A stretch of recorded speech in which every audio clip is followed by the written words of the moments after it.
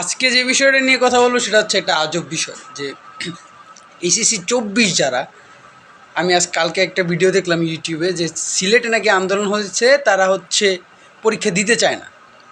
So আমি হচ্ছে তাদের কমেন্ট সেকশনগুলো দেখলাম। সো কমেন্ট সেকশনে ম্যাক্সিমামেরই কমেন্ট হচ্ছে যে আমি ময়মনসিংহ থেকে বলছি, আমি বরিশাল থেকে বলছি, আমি খুলনা থেকে বলছি, অটো পাস চাই। তো এনে কারণ হিসাবে আমি বিশ্লেষণ করার চেষ্টা করছি যে তো কারণটা কী, তারা হচ্ছে অটো পাস কেন চায়। তো দেখলাম যে তাদের সবারই ঘুরে ফিরে একটাই মতামত যে পরীক্ষা দেওয়ার মুড নাই বা পরীক্ষা দেওয়ার মানসিকতা নেই। ঠিক আছে, মানসিকতার মুড একই কথা।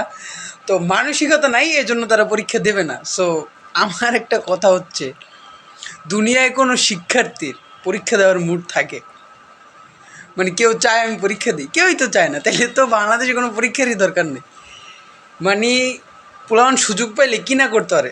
অবভিয়াসলি আমি 21 ব্যাচের শিক্ষার্থী ছিলাম, আমিও আন্দোলন করছি তখন। তখন আমাদের আন্দোলনটা কিছুটা যৌক্তিক ছিল, কারণ হচ্ছে আমরা 1-1.5 বছরের করোনা বিরতিতে ছিলাম। আমরা অবশ্যই পড়ালেখা থেকে ডিটাচ ছিলাম, তবে আমাদেরটা অটো পাসের দাবিও ছিল না। আমাদের দাবি ছিল অর্ধেক সিলেবাস করতে হবে, অর্ধেক মার্কে পরীক্ষা নিতে হবে, তারপর হচ্ছে কিছু সাবজেক্ট কমিয়ে আনা যায় কিনা, এগুলোই তো আমরা যে দাবিগুলো দিছি এগুলো মানছে, কারণ এগুলা সোফার লজিক্যাল ছিল।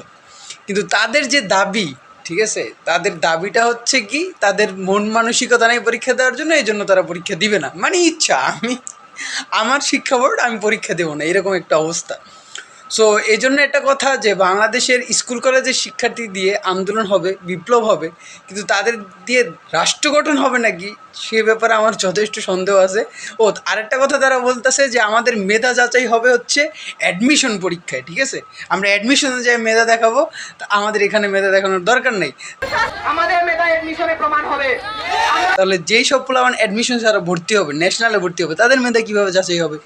2020-এর সিনারিও আলাদা। তাদেরটা হচ্ছে তারা 1-1.5 বছরের গ্যাপে ছিল, তারপরে অটো পাস দিছে, দেন তারা হচ্ছে তাদের অটো পাস ঘোষণা করার পরও অনেক দিন স্কুল কলেজ বন্ধ ছিল। এমন না যে স্কুল কলেজ চলতেছে তাদের অটো পাস দিয়ে দিছে, এমন না। স্কুল কলেজ অফ ছিল, এই অবস্থায় তাদের অটো পাস দিছে, এরপরও স্কুল কলেজ অফ ছিল। কিন্তু ওই করোনার সিচুয়েশন আর এই সিচুয়েশন খুবই আলাদা।